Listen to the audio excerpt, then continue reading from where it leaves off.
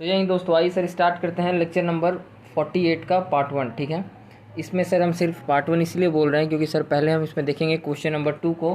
ठीक है, उसके बाद सर हम 1 बाय 1 सारे पार्ट्स को आगे करेंगे। क्वेश्चन नंबर 2 को सर पहले इसलिए कर रहे हैं क्योंकि ये एक फुल फ्लेज क्वेश्चन है, जिसको फुल फ्लेज तरीके से, मतलब ये क्वेश्चन तो सर जी सिंपली है, बट इसको सॉल्व किया गया है फुल फ्लेज, मतलब पूरे तरह से सर इस क्वेश्चन को सॉल्व किया गया है। तो आपको एक अप्रोच मिल जाएगा जिसके थ्रू आप आगे सर जी अच्छे से समझ सकते हो। तो चलिए सर क्वेश्चन को आगे समझाने के लिए स्टार्ट करते हैं आगे। Mayawati company invoice goods to its new branch. Mayawati company goods send किया, ठीक है सर, इनवॉइस प्राइस पर। ठीक है, किसको? न्यू ब्रांच को। ये आपके लिए इशारा है। और लड़की आंख मारे गाना याद रखिएगा सर। ठीक है, वैसे ही ये क्वेश्चन आपको क्या कर रहा है सर? आंख मार रहा है। ठीक है, ये आंख है, नसीली आंख। ये सर ये आंख है सर। ये किसका आंख है? होगा किसी का भाई। ठीक है, तो चलिए, ये है आंख। तो ठीक है सर, तो ये आप आंख इशारा कर रहा है। ठीक है, ओके। तो new branch at a markup of 1/6 of invoice price. इसका मतलब सर हमने ऑलरेडी आपको प्रीवियस लेक्चर्स में समझाया था। ठीक है सर, तो एक बार और हम आपको इस चीज़ को समझाते हैं। ठीक है, ओके सर। मार्कअप का मतलब क्या होता है? मीन्स, मार्कअप मीन्स होता है प्रॉफिट, या आप इसको कह लीजिए लोडिंग, या आप इसको कह लीजिए सर प्रॉफिट ऑफ परसेंटेज। ठीक है, तो जो जो कुछ भी वर्ड कीजिए, वर्ड यूज़ कीजिए, ठीक है, वर्ड को यूज़ कीजिए, मतलब एक ही होगा। मतलब क्या सर? मतलब अगर 2000 का नोट आपके पास हो, या 2000 का नोट मेरे पास हो, या 2000 का नोट मेरे दोस्त के पास हो, सर तीनों नोट का तो सर वैल्यू सेम है ना। मतलब क्या है? 2000 का नोट ही है अब। यही है, बस वही चीज़ है, समझ लिए। ये जितना वर्ड है सर सबका एक ही मतलब होता है। ओके, तो याद रखने के लिए सिर्फ एक एग्जांपल दिए। ठीक है सर, तो याद रखिएगा। तो देखिए, इनवॉइस प्राइस मार्कअप कितना बता रहा है सर? मार्कअप है 1/6 ऑफ इनवॉइस प्राइस, मतलब इनवॉइस प्राइस के ऊपर 1/6। ओके, ठीक है सर।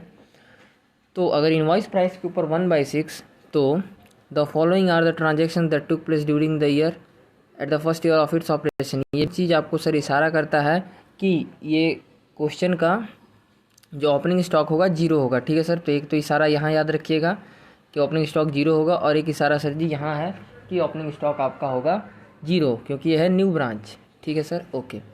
अब आते हैं सर एक बार और इसके ऊपर, इसको सर अच्छे से मैं एक्सप्लेन करने का कोशिश करता हूँ। 1/6 मतलब सर, अगर 1/6 IP है तो 1/5 ऑफ कॉस्ट होगा। अगर कॉस्ट अगर देता, अगर क्वेश्चन में इस टाइप का कभी दे, तो सर ये फंसीएगा नहीं। उस चीज़ को देखिए हम कैसे आपको समझाते हैं कि अगर इंस्टीट्यूट कभी भी उस चीज़ को टर्न करता है, घुमाता है, तो सर ये ज़्यादा मत घूम जाइएगा, वरना कहीं और से कहीं और निकल जाइएगा। ठीक है सर, तो देखिए वैसा नहीं करना है। तो अच्छे से इस चीज़ को सर जी समझ के जाना है एग्ज़ाम में। सर रीज़न क्या है? अगर आप 1/6 ऑफ IP लिख रहे हो तो सर 1/5 क्यों लिख रहे हो?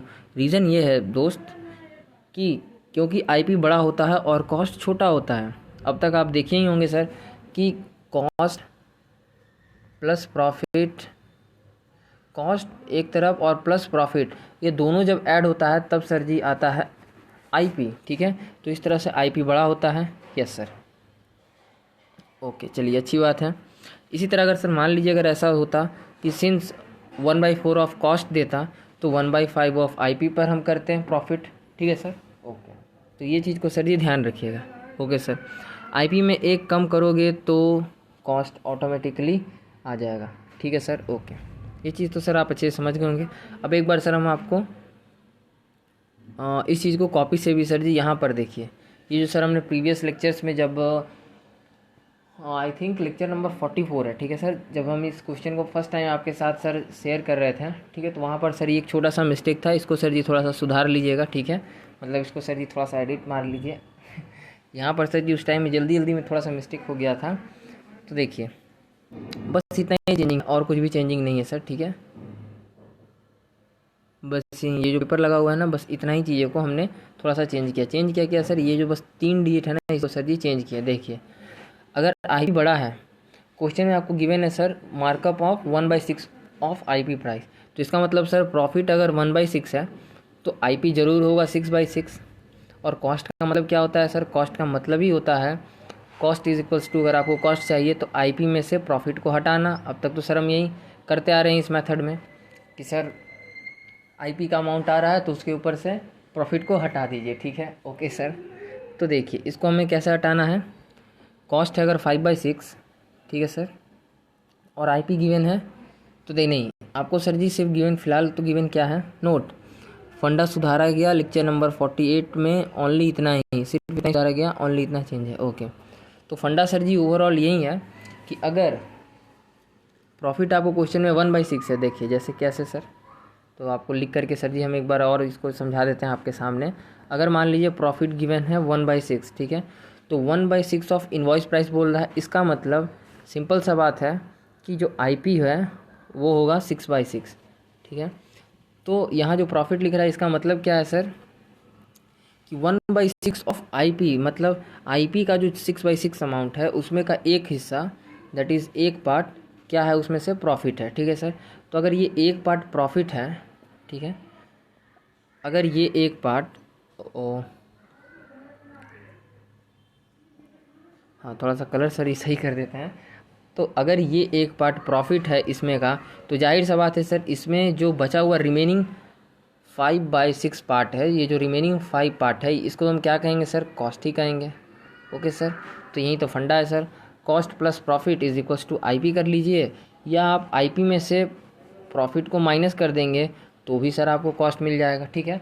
तो ये तो फॉर्मूला को आप सर रिवर्स कर लीजिए आगे पीछे, वो तो अपने सूटेबिलिटी के अकॉर्डिंग, रिक्वायरमेंट के अकॉर्डिंग सर हमें टर्न करना है, ठीक है। तो इस चीज़ को सर जी याद रखिएगा, यही लॉजिक है यहाँ पर। ओके सर, ये लॉजिक समझ गए। ओके सर, अब आइए आगे। Always stock and debtor method में ये भी चीज़ सर सेम एज्यूम होगा कि ये सर आईपी पर होगा, ठीक है। कैसे सर, देखिए जैसे क्वेश्चन में सर कहा गुड्स सेंड टू ब्रांच, ठीक है, तो सर ये कुछ नहीं बोला, तो यही चीज़ को कहा जा रहा है आप ऑलवेज एज्यूम करें। यहाँ पर sir ji stock and debtor method का पूरा लिस्ट यहाँ पर लिखा हुआ है कि किसको क्या मानना है। तो देखिए, तो यही कहता है स्टॉक एंड डेटर में भी अगर सिर्फ गुड्स सेंड टू ब्रांच दे दिया, लिखा और कुछ भी नहीं लिखा, ठीक है, तो उसको क्या मानेंगे, आईपी अमाउंट पे हम मानेंगे, ठीक है, कि ये आईपी अमाउंट पर गिवन है। फिर आ जाइए सर अगला, cash send to branch for expenses, मतलब ये सर ऑलवेज इनडायरेक्ट ही मानेंगे, क्योंकि सर ये कुछ भी नहीं बोला कि यार ये डायरेक्ट है या इनडायरेक्ट है, तो इसको सर हम इनडायरेक्ट मानते हुए पी&एल में भेजेंगे, ठीक है सर। तो पी&एल में जाएगा स्टॉक एंड डेटर मेथड में। ओके, फिर आ जाइए सर आगे, goods return by branch that is IP पर, क्योंकि सर कुछ नहीं बोला तो हम क्या एज्यूम करेंगे, आईपी पर ही एज्यूम करेंगे। स्टॉक एंड डेटर मेथड चल रहा है, ध्यान रखिएगा sir, stock and debtor method. Okay, तो आइए आगे देखते हैं सर, क्या sales at branch and credit sales at branch, ये जो वैल्यू है ना सर 30,000 और 70,000, इस वैल्यू को ध्यान रखिएगा कहते हैं सेल वैल्यू। ध्यान रखिएगा सेल वैल्यू और सेल प्राइस दोनों में सर जी बहुत अंतर है। सेलिंग प्राइस मतलब इतने पे आपने प्राइस क्या, जैसे कि एग्जांपल मान लीजिए अब तक हम देखते आ रहे थे 150 रुपीज़ का इस टाइप का एसपी प्राइस होता था, बट सेल वैल्यू का मतलब ये होता है सर कि इतने अमाउंट पर सेल किए सिंपली। अब वो क्या है, आईपी है, वो आईपी भी हो सकता है, वो एसपी भी हो सकता है, बट वो डिपेंड करता है सर जी क्वेश्चन और सिचुएशन के अकॉर्डिंग, ठीक है सर। ओके, बहुत अच्छा बात है सर। फिर चलिए आगे देखते हैं। तो इस तरह से देखिए sir, cash sales at branch, अगर कुछ भी नहीं बोला तो इसको हम क्या मानेंगे सर, आईपी पर मानते हैं। क्रेडिट सेल्स एट ब्रांच, कुछ भी नहीं बोला तो सर आईपी पर मानते हैं। क्यों मानेंगे ये देखिए, नोट, इस क्वेश्चन में हेड ऑफिस सिर्फ गुड्स को सेंड किया ब्रांच को आईपी पर एंड कुछ भी नहीं बोला, ठीक है, कुछ भी नहीं बोला सेल से रिगार्डिंग, तो एज्यूम करें कि ब्रांच भी आईपी पर ही सेल किया होगा। Therefore IP is equals to SP, IP is equals to SP. Okay sir, समझ गए होंगे। ओके सर, तो चलिए ये पार्ट सर ध्यान रखिएगा, स्टॉक एंड डेटर मेथड में जैसे हम आईपी मेथड में मानते थे वैसे ही अगर कैश सेल्स क्रेडिट सेल्स कुछ नहीं बोले तो हमने इसको सर जी सिंपली आईपी पर ले लिए, ठीक है, हमने इसको सिंपली आईपी पर ले लिया, मतलब आईपी एज्यूम कर लिए सर। और अगर यहीं इसमें कुछ बोला होता कि यार कुछ मानो, जैसे कि आप अगला क्वेश्चन में सर आप देखोगे जो सर वाला एक्स्ट्रा क्वेश्चन हम जो बोले थे उसको सर हमने इसके बाद डाला है, ठीक है, ताकि पहले आप ये पूरा एक फुल फ्लेज देख लो, ठीक है सर, ताकि वो आपके लिए आगे अच्छा रहेगा, समझने में आपके लिए इजी पड़ेगा। तो उस टाइम में सर हम ये चीज़ देखेंगे, ठीक है, कि क्वेश्चन स्पेसिफिकली जब आपको बोले कि कैश सेल्स और क्रेडिट सेल में से कैश सेल्स हो गया आईपी अमाउंट पर, क्रेडिट सेल हो गया एसपी अमाउंट पर, तो सर उस टाइम में क्या ट्रीटमेंट करेंगे। बट फिलहाल वो आगे की बातें हैं, फिलहाल अभी आप बेसिक्स कर रहे हो, आप अभी समझ लीजिए कि एक सर न्यू स्टूडेंट हो तो आप अभी फ़िलहाल बेसिक्स पर ध्यान देंगे, ठीक है। तो ये सर आईपी पर ही हम एज्यूम करेंगे, ठीक है। रीज़न सर हमने आपको यहाँ पर इसका रूल भी बताया। ओके, चलिए अब आगे। Cash remittance to head office, cash remittance to head office जो भी एक्चुअल वैल्यू है वो सर चला जाएगा simply. Okay sir. Goods return by debtor, अब देखिए ये गुड्स रिटर्न बाय डेटर, ये तो सर ये सिंपली आपको बोल दिया डेटर आ गया, मतलब ये किस में से, ये क्रेडिट सेल में से रिटर्न है, ठीक है। तो इसको सर जी सिंपली हम क्या करेंगे, आईपी अमाउंट पर ही मानेंगे, क्योंकि क्रेडिट सेल किस पर है, आईपी पर है। ध्यान दीजिएगा सर, अगर ऐसा होता ना कि आगे के क्वेश्चन में आप देखोगे कि ऐसा गिवन भी होगा कि गुड्स रिटर्न बाय डेटर, ठीक है, तो अगर सर ये क्रेडिट सेल अगर हुआ होगा एसपी पर, ठीक है, यहीं पर देखिए अगर ऐसा कंडीशन होता, अगर ये होता एसपी पर, तो सर जी ये रिटर्न अमाउंट भी आपको डालना पड़ता एसपी पर, ठीक है। और ऐसे कंडीशंस में ध्यान रखिए, अगर कभी ऐसा लिख दे गुड्स रिटर्न, ठीक है, बाय कस्टमर, सिंपली लिख दिया गुड्स रिटर्न बाय कस्टमर, आँख मूंद करके सर, मतलब आँख बंद करके सीधे ये मान लीजिएगा विदाउट कन्फ्यूज़न कि वो कैश सेल्स वाला बंदा नहीं है, वो क्रेडिट सेल वाला बंदा है जिसने आपको गुड्स रिटर्न किया, ठीक है, वो क्रेडिट सेल वाला कस्टमर है। तो सर जी ये चीज़, ये रूल को भी मत भूलिएगा, ठीक है। ओके, बाकी ये क्वेश्चन में सर जी कुछ नहीं है, सिंपली सा क्वेश्चन है। तो चलिए, ascertain the result of the branch by stock and data system, stock and data system से करें, क्लियरली बोल दिया गया, ठीक है। आंसर आपको गिवन है सर, बाकी सारी चीज़ें हमने आपसे डिस्कशन कर ही लिया है और इसमें सर जी कुछ है नहीं, ठीक है।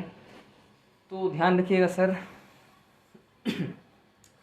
जब आप इस क्वेश्चन को करोगे, ठीक है, तो कुछ रूल्स जो कि हमने अभी तक क्या करना है सर, ध्यान रखिए।